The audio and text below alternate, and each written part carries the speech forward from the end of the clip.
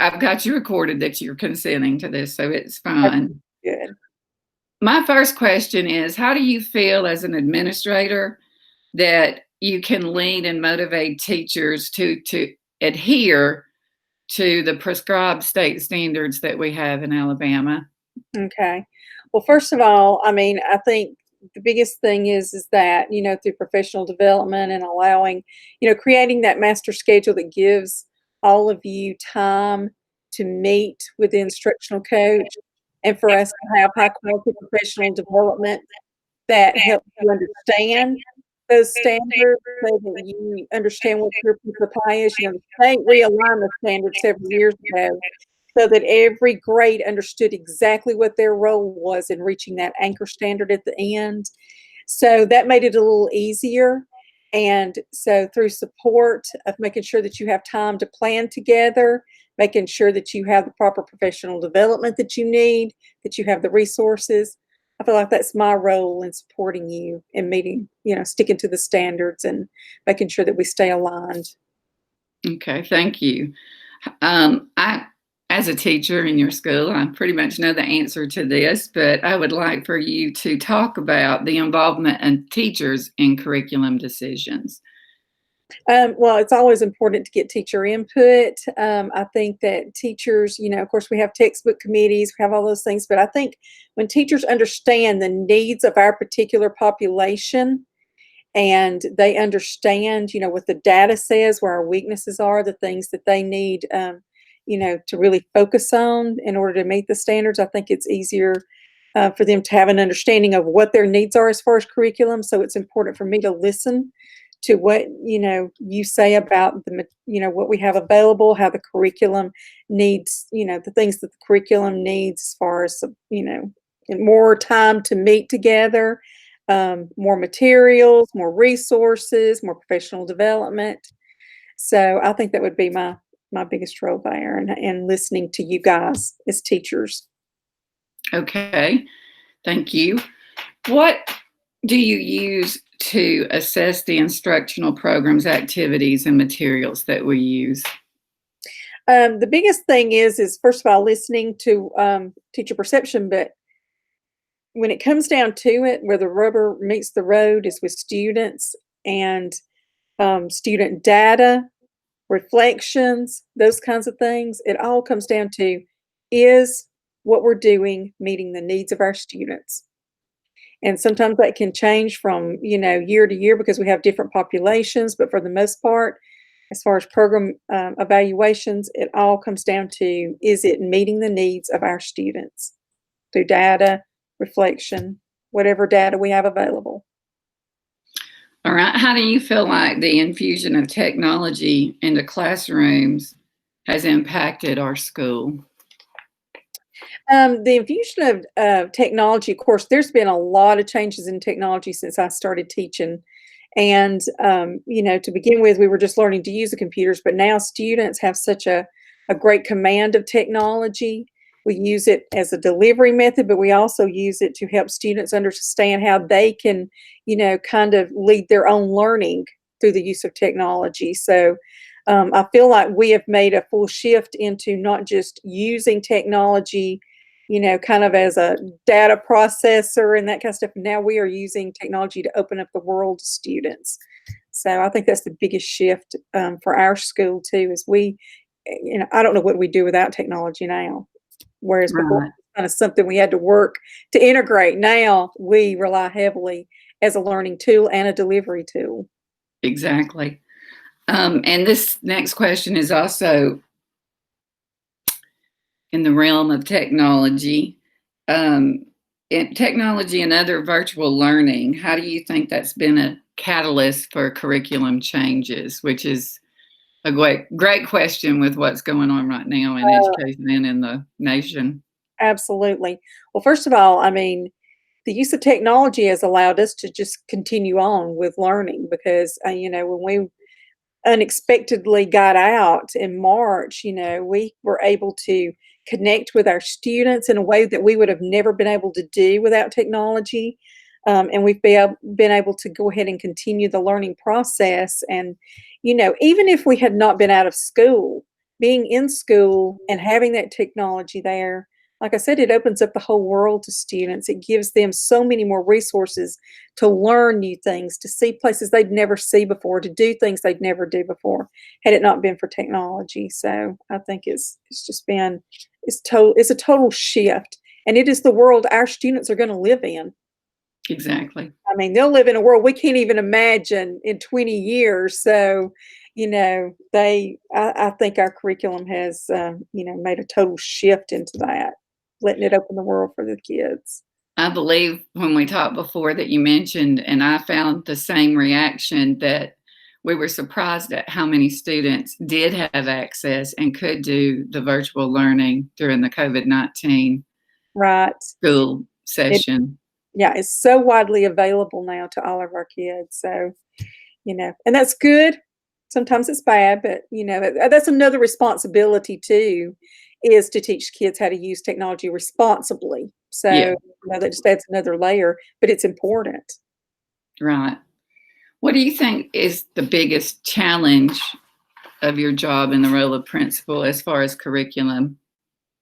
I think the biggest challenge is, when we start to look at what research says about, best practices in curriculum, sometimes, not everybody agrees with what research says needs to be done. And sometimes we have to fight, politics, we have to fight, parents, not always, very small amount. Sometimes that small amount can get very loud, especially with social media available. So I think Exactly. as a principal, it's just important for me to say, look, this is what's best for our students, for the population of students that we have. This is best practices. So we've got to stay the course, providing that professional development for teachers so that they know and they can be confident in what they're doing. I think is the biggest thing that we have to overcome those roadblocks. But it's hard sometimes to overcome politics. The next question is just my personal question. As you've gone through your education career from teacher to instructional coach to principal, and you worked with curriculum, and are you continue to work with curriculum and have worked with curriculum in all those roles, what motivated you to change from position to position, uh, and how was curriculum involved in that decision? Um, well, as a teacher, I really didn't think I'd ever leave that position. I loved being a teacher, and as a matter of fact, when even going from teacher to instructional coach, I was not ready to leave the classroom, and still kind of mourn the loss of being in the classroom in a lot of ways. But I think the more you learn about the profession, about curriculum, you realize that as you move up, you're not necessarily leaving students, but you can make a greater impact on their success with a wider, range of roles that you play, with instructional coach and even as principal. So I think it was that, but I still kind of gravitate back toward the classroom. If people say, "What do you do?" I always say, "I'm a teacher," Oh, without even thinking. And I'm like, "Well, actually, now I'm the principal." But I think you realize the impact you can make on a larger scale if you move up. yes, and I think someone in the role of principal with the experience that you have is just the icing on the cake, that you have been in all those positions and then can lead the school It's in definitely curriculum and in other areas because you've been in so many different roles that make you understand it yeah. deeper Anybody than that most. tells me straight out of college that their goal is to be the principal, my advice is you better start and you better love being in that classroom, and you better learn Right, everything you can about curriculum and how students learn, because you will never be able to be a principal if they don't have that confidence in you. right. Well, I have thoroughly enjoyed my interview with you. Thank you very much Oh, for thank you. participating and going the extra mile with me from with some technical difficulties. That's okay. I love talking curriculum. Well, good. And I look forward to our meetings about how we're starting the school year soon. Hopefully, we'll have a solid plan soon. Hello, I'm Patricia Marlene Gregory Freeman, and the lady you see me pictured with is Ashley Mosley Walls, our curriculum director of Boaz City School System. Now, Miss Walls, my principal, Mrs. Hopper, and an instructional partner, Mrs. Roberts, who has been a teacher before, were my 3 interviewees on July 1st. However, after setting my Zoom to automatically record, I entered the meeting through my link I sent to the other ladies, which would not record unless I opened Zoom through my desktop app. Mrs. Walls went on vacation on July 2nd and was unavailable to be re interviewed for video.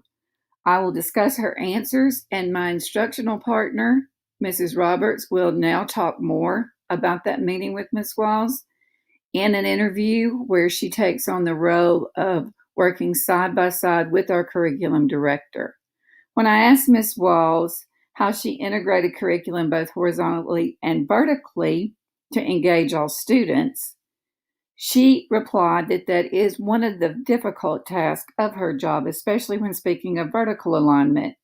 She depends on instructional coaches to assess and also discuss with her the horizontal alignment in school.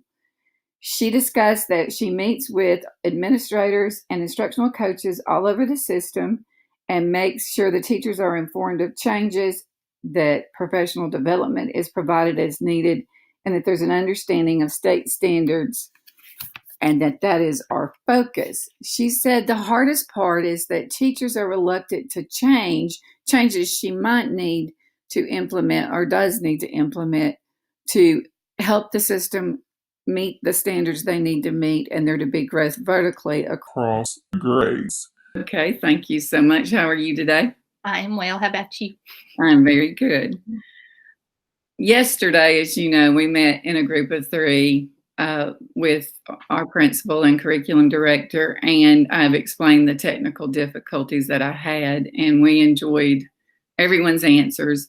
But as instructional coach, you work hand in hand with our curriculum director, Ashley Walls. Right. And so you know firsthand and are very involved in helping her with decisions, especially for our school regarding curriculum. So let me ask you your feelings on how she integrates the curriculum both horizontally and vertically for our system so that the students are involved in rigorous, relevant academic challenges. Okay. Well, I guess it was about 2 or 3 years ago that under the direction of Miss Walls, we were able to do vertical planning among the schools, elementary to intermediate to middle school. And at that time, a lot of the discussions were so valuable because we were able to see where certain holes were. And we were talking about really the critical standards that needed to be mastered from grade to grade. And I think Miss Walls knew that needed to happen because we had curriculums in place, but there was no discussion of continuity. So under her direction, we started those meetings. And then I guess it was a year and a half ago, we met in the summer, and there was a team of teachers that came up with a roadmap for our school. So we took the standards and we kind of did a pacing guide, and we saw how it would build up to the next grade. And during that time, it was just like Ms. Wall said yesterday, there's so many different ways to get to maybe the beach, but it's getting to the beach. The destination is important. And I think that's what she tried to let us know, that we needed to get to a certain place. We may get there in certain ways, but we had to focus on the destination. And I think with her leadership, we've done a really, really good job of unpacking the standards. And I think each of our teachers really understand what the prerequisite standards are, and then the standards and how it all works in the curriculum. So, tell me again the question before you. Okay. As working with Ms. Walls hand in hand as one of our instructional coaches in the system, what is her role in assuring that the teachers are adhering to the state standards? Okay. Basically, I don't think Ms. Walls has a very compassionate attitude, I think, toward that. It's not like I got you. She doesn't do things to catch the teachers. She does things to improve what the teachers are doing to ultimately improve student learning.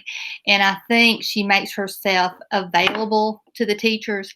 And so since she is available, I think more teachers buy in to her messages because they know that she will listen. Now, she's not always, it's like she was saying yesterday, she'll listen to what a teacher has to say. It's not always that she can do what they ask, but she's going to listen and take it to heart and remember it, because somewhere down the line, it may be a really big piece of a puzzle somewhere. So she keeps the dialogue open. And I think, she encourages us as instructional coaches. We always have to be on top of our data. And so I think the ultimate thing is, what is our data telling us about how well the curriculum is working? And she's always fast to say, if our data is not showing that the curriculum is working, we're going to tweak. It may be instructional changes or it may be the curriculum, but she's always on top of what's going on in the schools, especially through the data. And then she encourages instructional coaches. We do walkthroughs like we did at our school, and a lot of times we include the teachers in those walkthroughs because they have the best set of eyes of anyone. And I think she really is on top of research to know what works well in refining our curriculum. Okay, thank you. And I believe you've answered the next question within this question that we just talked about teachers being involved in curriculum. And that can be answered by a principal, teacher, or curriculum director. So we know how she involves teachers. How do you feel your involvement, or I'm sorry, let me rephrase that. As instructional coach, how do you involve teachers in what we're doing in curriculum? Well, basically, it comes straight from the district because we have the IP meetings on a monthly basis. But then what instructional coaches do, we have such a good setup because we have our shared planning times with departments within the school and grades. And so we can bring it back and have discussions with the teachers, and we're always refining that way. And then those discussions can take place with the teachers. And it was like we were talking about yesterday. When you are in those discussions, and maybe it's a hard discussion, that's really where a lot of the things come to fruition, because people have to support their decision. And then I think people take the whole conversation and see where everybody is in on it, and then we can make the best decision for the students. So it trickles down through shared planning, it trickles down through data meetings, it trickles down through faculty meetings, and then as an instructional coach, it trickles down on a one-to-one coaching basis a lot of times. So what I talked with yesterday with all of you, I have topped up some things that she said, and I was very impacted by what all of you said. It was just such a great discussion. And you were there too. And she discussed the greatest difficulty of her job. And we all live in the same community. And we all see that difficulty on some level. It was interesting to hear her level. But just to get another person's input other than what I have written, would you elaborate a little bit on how it made you feel, or what she said about the greatest difficulty of her position? Yeah, and here's the thing. I think what struck me is how, as educators, we're educators, but we're also parents. And sometimes that line is hard to break, and our children see us as mom and dad, but we're also that educator no matter where we go. If we're at a football game, we're not mom or dad, we're that educator. And I think with Miss Walls, that's a hardship for her, because she wants to have that private time with her family. And so that is a challenge. And I think too, she was talking about how politics sometimes plays a role, because she's questioned on things that other people wouldn't be questioned on at all. You don't question your dentist why he filled the tooth. Well, why question us why we picked a certain curriculum to go forward to help that child, learn phonics or whatever it may be. So I think she has a lot of people to answer to, and you can't make everybody happy all of the time, and you have to know who you are. So I think that's probably one of her biggest hardships. Well, We're fortunate that we have such a confident, driven curriculum director. We really because are. We've known those traits of Ashley Walls for quite a while. All right. Well, thank you. Good morning, Miss Walker. How are you? Good. How are you? I'm good. Will you tell us what you teach and where you teach, please? I teach at Albertville City Schools, the elementary school. I teach 4th grade language arts and Alabama history. Okay. As I said before, this meeting is about curriculum. So if you would elaborate on the question, how do administrators lead teachers in your school to prescribe to the prescribed state standards to follow them? Our report cards are standards based. So when I enter grades, I'm attaching a standard to every assignment.